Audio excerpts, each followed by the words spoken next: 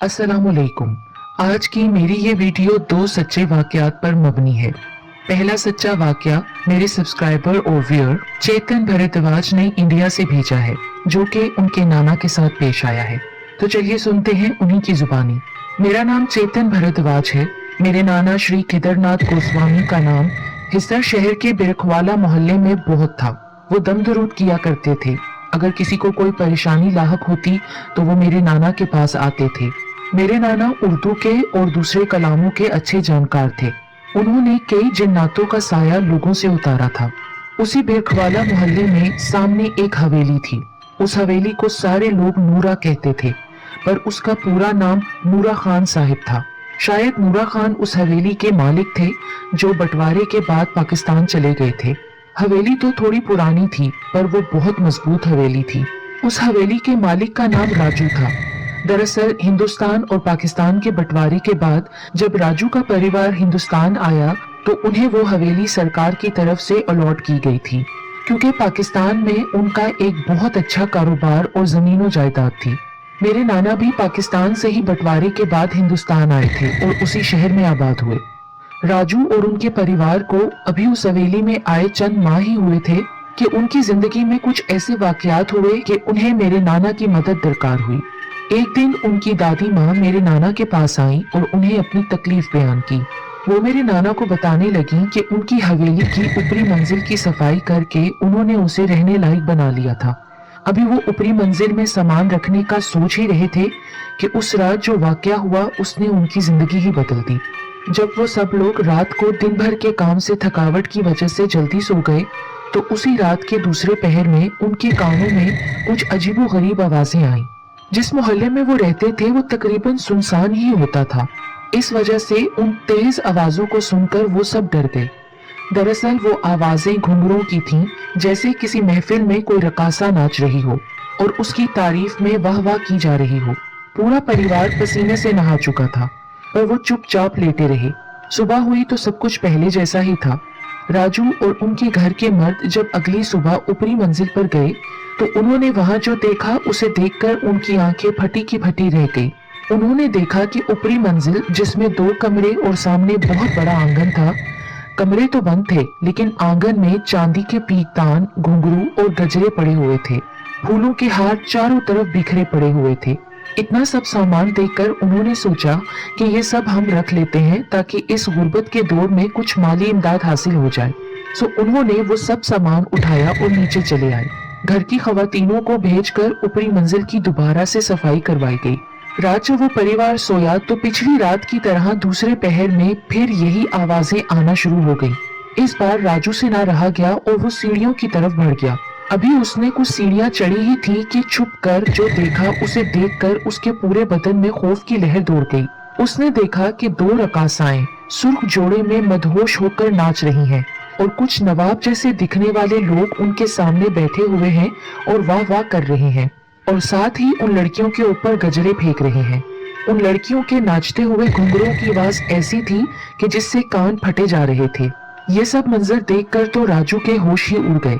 वो छुपते छुपाते नीचे की तरफ आया। अपने कमरे में जाकर उसने चैन की सांस ली। सुबह फिर जब पूरा परिवार ऊपर गया तो वही सामान देखकर उन्होंने लालच लालच में उसे दोबारा उठा लिया। बहुत खूबसूरत और महंगे घुंघरू, चांदी के पीकदान और काफी कीमती अशिया थीं जो उन्होंने अपने लिए उठा ली। अगली रात दोबारा से यही वाकया रूनुमा हुआ।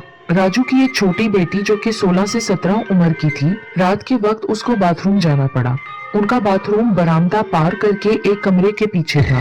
नाचने गाने की आवाजें उसे सुनाई दे रही थीं, लेकिन चूंकि उसका बाथरूम जाना जरूरी था इसीलिए वो उनको अनसुना करके भागकर चली गई। आते हुए जब बेसाख्ता उसकी नजर ऊपर की तरफ गई तो वो एकदम हैरान हो गई। असल में उस बरामदे के ऊपर एक जाल था जहाँ से घर में दिन के सामने धूप बरामदे में ऊपर आती थी। उसने देखा कि जाल के ऊपर एक लड़का हाथ में रेडियो पकड़कर खड़ा हुआ है और वो नीचे की तरफ देख रहा है। उसका चेहरा बिल्कुल सफेद था और उसने नवाबी कपड़े पहने हुए थे। वो लड़का उसको देखकर मुस्कुरा रहा था, जबकि वो लड़की खौफ के मारे वही सहन में गिरकर बेहोश हो गई। काफी देर बाद जब उसकी बहन की आंख खुली तो कमरे में अपनी बहन को ना पाकर वो चिंता करने लगी और कमरे से बाहर आ गई। थोड़ा दूर चलने पर जब वो बरामदे में आई तो अपनी बहन को जमीन पर बेहोश पड़ा देखकर वो चौंक गई और उसे उठाकर अंदर चली गई। सुबह होने वाली थी और अब वो आवाजें भी आना बंद हो गई थी। सुबह जब घर वालों को इस बारे में पता चला तो वो सब सख्त परेशान हुए। जिस लड़की ने उस नवाबी लड़के को देखा था वो शदीद बुखार में मुब्तला थी। वो सब लोग दोबारा ऊपरी मंजिल में गए तो वहां पर कोई लड़की या कोई नवाब मौजूद नहीं था, लेकिन चांदी के घुंघरू, पीकदान और फूल पड़े रहते थे। अब जैसे जैसे वो सामान जो उन्हें ऊपर से मिलता था वो अपने घर में रखते गए, वैसे वैसे पूरे घर में नहूसियत सी छा गई। उनके मवेशी मरने लगे और परिवार के लोग बीमार रहने लगे और घर की रही सही बरकत भी चली गई। इसी बीच उनकी छोटी बेटी जो उस रात बेहोश हुई थी, उसकी हालत मजीद खराब से खराब तर होती गई और एक दिन वो सबको रोता छोड़कर इस दुनिया फानी से कूच कर गई। पहले तो उन लोगों ने अपने घर के बारे में किसी को कुछ नहीं बताया था कि उनके हवेली में इस तरह के वाकयात हो रहे हैं। उन्हें ये डर था कि अगर ये बात फैल गई कि इस घर में बलाएं क़याम पजीर है तो कोई इस घर को कभी खरीदेगा नहीं, और वो खुद भी इस घर को छोड़कर नहीं जाना चाहते थे कि इतने बड़े परिवार के लिए किराए का घर लेने की उनकी आमदनी इजाजत नहीं देती थी। पर अपनी पोती के मौत के बाद उनकी दादी मेरे नाना के पास आई और रोने लगी और उस हवेली में बीते जाने वाले वाकयात के बारे में सब कुछ मेरे नाना को बता दिया। सारी बातें सुनकर मेरे नाना शदीद गुस्सा हुए और कहने लगे कि मैं आपके साथ आपकी हवेली जाना चाहता हूँ। वहां जाकर मेरे नाना ने उनको बताया कि तुम्हारा गुनाह यही है कि तुम लोगों ने वो सामान वहां ऊपर वाली मंजिल से चोरी करके अपने घर में रखा और फिर तुम लोगों ने उस सामान को बेचकर उसके पैसों से अपने अखराजात पूरे किए। मेरे नाना ने उनको बताया कि असल में तुम लोगों की हवेली की ऊपरी मंजिल में जिन्नातों का डेरा है। अब तुम लोगों के घर में जो मुसीबतें और परेशानियां हैं उसकी असल वजह वो सामान है जो तुम लोगों ने चोरी किया है। मेरे नाना ने उन्हें बोला कि मैं तुम लोगों के घर से इन जिन्नात को दूर करूंगा और साथ ही सख्त ताकीद की कि अगर कोई भी आवाज ऊपर वाली मंजिल से आए तो उन्होंने ऊपर नहीं जाना और ना ही वहां से सुबह कुछ सामान उठाना है और ना ही वहां की सफाई करवानी है। मेरे नाना ने उनको बताया कि उन्हें वहां 40 दिन के लिए चिल्ला करना होगा। नाना ने वहां चिल्ला शुरू किया और पूरी हवेली में मंतर वाला पानी छिड़कवाया। जैसे जैसे मेरे नाना चिल्ला करते गए तो धीरे धीरे वहां रक्स और मौसीकी कम होती गई, घुंघरों की आवाजों में भी कमी आती गई और एक दिन ऐसा आया कि अब पूरी ऊपरी मंजिल से आवाजें आना बिल्कुल बंद हो गईं। 40वें दिन मेरे नाना ने दोबारा मंतर वाले पानी से पूरे घर को धुलवाया और उन्हें कहा कि अब वो ऊपर अपना सामान रख सकते हैं। अब मेरे नाना तो इस दुनिया में नहीं रहे और ना ही उस हवेली का मालिक राजू, पर उनके बेटे और बहुएं अब भी उस हवेली में रहते हैं और बहुत खुशो-खुर्रम जिंदगी गुजार रहे हैं। तो चलिए सुनते हैं दूसरा सच्चा वाकया जो कि पेश आया है जिब्रान अहमद शेख के साथ और इन्होंने भेजा है ये वाकया पाकिस्तान से। तो चलिए सुनते हैं ये वाकया इन्हीं की जुबानी। मेरा नाम जिब्रान अहमद शेख है। मेरा ताल्लुक सिंध के दूसरे बड़े शहर हैदराबाद से है। कुछ टाइम पहले ही मेरा कराची की एक यूनिवर्सिटी में एडमिशन हुआ है। बीई इलेक्ट्रिकल का तालिब इल्म हूँ। एडमिशन की वजह से मुझे अपने घर से और अपने शहर से यहीं कराची शिफ्ट होना पड़ा और मैं अपनी यूनिवर्सिटी के ही हॉस्टल में रहने लगा। शुरू में तो किसी से इतनी दोस्ती नहीं थी और नई जगह, नए लोग, सबसे घबराहट होती थी। शहर भी नया था तो मैं ज्यादा घूमना फिरना भी पसंद नहीं करता था। बस यूनिवर्सिटी जाता और फिर सीधा हॉस्टल आ जाता। कराची में मेरे काफी रिश्तेदार भी हैं, मगर अपने अब्बू के कहने पे मैं हॉस्टल में शिफ्ट हो गया था। आहिस्ता आहिस्ता यहाँ की आदत होने लगी। कुछ दोस्त भी बन गए यूनिवर्सिटी में तो जिंदगी अच्छी गुजर रही थी। एक दिन मेरे कुछ दोस्तों ने प्लान किया कि यूनिवर्सिटी की क्लास के बाद कहीं चलते हैं आउटिंग पे। वैसे तो मैं ज्यादा बाहर जाता नहीं था तो मैंने पहले तो उन्हें मना कर दिया, फिर दोस्तों के बहुत इसरार के बाद मैंने हामी भर ली। उस दिन की आखिरी क्लास तकरीबन 5 बजे खत्म होनी थी। अभी सर्दियों का स्टार्ट ही था तो मगरिब की अजान भी जल्दी होने लगी थी। मैंने अपने दोस्तों को पहले ही कह दिया था कि ज्यादा देर नहीं करेंगे क्योंकि मुझे यहाँ के रास्तों का इल्म नहीं है, लिहाजा मैं जल्दी हॉस्टल वापस जाना चाहूंगा। सबने कहा सही है। जैसे ही क्लास खत्म हुई हम 4 दोस्त आउटिंग के लिए रवाना हो गए। उस दिन कराची में मैं पहली बार रात काफी देर तक बाहर घूमा। मुझे बहुत अच्छा लग रहा था और दोस्तों के साथ घूमने की वजह से मुझे टाइम का पता ही नहीं चला। इतने में मेरी मामा की कॉल आई और कहने लगी कि जिब्रान, खैरियत तो है? आज तुम यूनिवर्सिटी से जब हॉस्टल वापस आए हो तो तुमने मुझे कोई मैसेज नहीं किया। लगता है तुम्हारी तबीयत खराब है। क्योंकि मेरी आदत थी, मैं रोज यूनिवर्सिटी से जब वापस हॉस्टल जाता था तो सबसे पहले अपनी मामा से बात करता था। मैं अपने माँ बाप की अकलौती औलाद हूँ और लाडला भी बहुत था। खैर, मामा की बात सुन के मैंने जब टाइम देखा तो रात के 2 बज रहे थे। ये देख के मैं खुद भी परेशान हो गया कि रात तो बहुत हो गई है और सुबह यूनिवर्सिटी भी जाना है। मैंने अपने दोस्तों से कहा कि अब मुझे प्लीज हॉस्टल छोड़ दो और बाकी तुम लोगों ने अगर घूमना है तो तुम लोग घूमते रहो। मेरे दोस्तों का घर हॉस्टल से बिल्कुल अलग रास्ते पे था। तो दोस्तों ने मुझे एक जगह कार रोक के बोला कि जिब्रान, तुम यहाँ से चले जाओ हॉस्टल। अगर हम तुम्हें छोड़ने गए तो वापसी में कोई कट नहीं है, तो हमें काफी लंबा चक्कर लगाकर यहाँ पर वापस आना पड़ेगा। ये सुन के मैंने कहा कि चलो ठीक है, मैं ही चला जाता हूँ। ये कह के मैं गाड़ी से उतर गया और सोचने लगा कि करीब का रास्ता कौन सा है जो मुझे हॉस्टल जल्दी पहुंचा दे। मेरे दोस्त तो मुझे उतार के जा चुके थे। मैं इन्हीं सोचों में गुम था कि मुझे पीछे से आवाज आई कि ये कब्रिस्तान वाला रास्ता है जो सीधा तुम्हारे हॉस्टल की तरफ निकलेगा। ये बात सुन के मैं काफी हैरान हुआ, क्योंकि वो सब सवाल तो मैं अपने दिल में सोच रहा था। तो ये जो मुझे पीछे से किसी ने जवाब दिया है, उसे कैसे पता चला और कैसे मालूम हुआ मेरे हॉस्टल के बारे में और मेरे सवाल के बारे में, और साथ ही वो शख्स मुझे कब्रिस्तान वाले रास्ते से जाने का क्यों कह रहा है।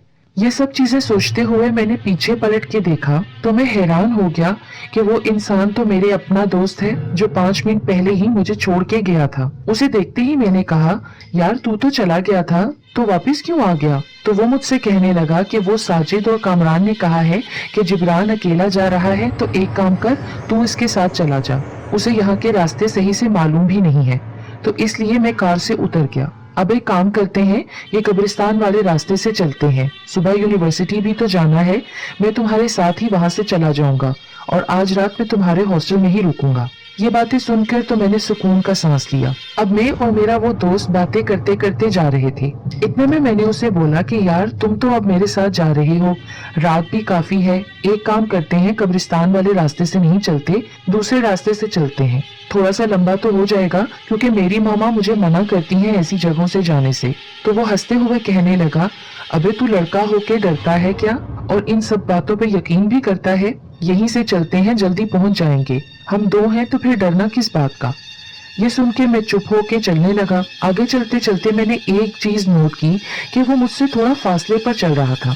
मेरे पास हमेशा सूरह यासीन होती थी वॉलेट में और मेरे गले में तावीज भी होता था। वैसे तो वो तावीज नजरे बद का था, लेकिन उसमें कुरानी आयत तो लिखी हुई थी। बहरहाल मैं ये चीज नोट कर रहा था और खामोश था कि इतने में कब्रिस्तान का गेट भी आ गया। मैं बिल्कुल उसके सामने था कि मेरे जहन में वापस वही बात आई कि जब मैं ये सब दिल में सोच रहा था, मैंने जुबान से बोला भी नहीं था कि मुझे किस रास्ते से जाने चाहिए। तो मेरे इस दोस्त को मेरी सोच के बारे में कैसे पता चला? मेरा दोस्त मेरे से पीछे चल रहा था। मैंने उसे बोला, यार शाहजेब, एक बात तो मुझे बता, तुम्हें कैसे पता चला मैं ये सोच रहा था कि मुझे किस रास्ते से जाना चाहिए? जब ये कहते हुए मैं पीछे पलटा तो मैं देख के हक्का बक्का रह गया कि शाहजेब तो अब मौजूद ही नहीं है। मैं बहुत डर गया और उस वक्त बस मुझे ऐसा लग रहा था कि मैं बेहोश होने वाला हूँ।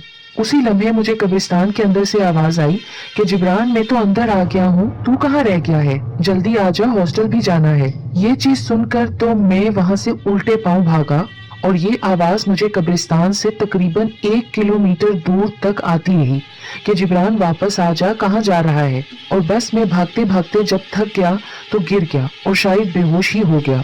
बस मुझे इतना याद है कि मैं मेन रोड तक तो पहुंच गया था और वहाँ काफी गाड़ियां भी चलती नजर आ रही थी। थोड़ी देर बाद मेरी आंख खुली तो कुछ अंकल मेरे मुंह पे पानी डाल रहे थे और कह रहे थे कि बेटा क्या हुआ है। और उनमें से ही एक अंकल मुझे हॉस्पिटल भी ले गए कि तुम्हें तो बहुत तेज बुखार लग रहा है। उस दिन के बाद मेरा बुखार पूरे 15 दिन के बाद उतरा। मेरी हालत भी बहुत खराब हो गई थी। मुझे बहुत से मौलाना साहब को भी दिखाया गया। जो भी मुझे देखता वो यही कहता कि इसे बहुत बुरी चीज की नजर लगी है और अगर उस दिन इसके गले में ये तावीज और उसके पास सूरह यासीन ना होती तो शायद ये आज जिंदा ही ना होता। कहते हैं कि अल्लाह के कलाम में बहुत ताकत होती है। इसी अल्लाह के कलाम ने उस दिन मेरी हिफाजत की। इस बात को अब 1 साल हो गया है और मेरा यूनिवर्सिटी में फाइनल ईयर चल रहा है, मगर उस वाकये के बाद मैं कभी भी रात के वक्त बाहर नहीं गया और अगर कहीं जाना पड़ भी जाए तो वो सब चीजें मेरे जहन में आना शुरू हो जाती हैं और मेरे जिस्म में खौफ की लहर दौड़ा जाती है।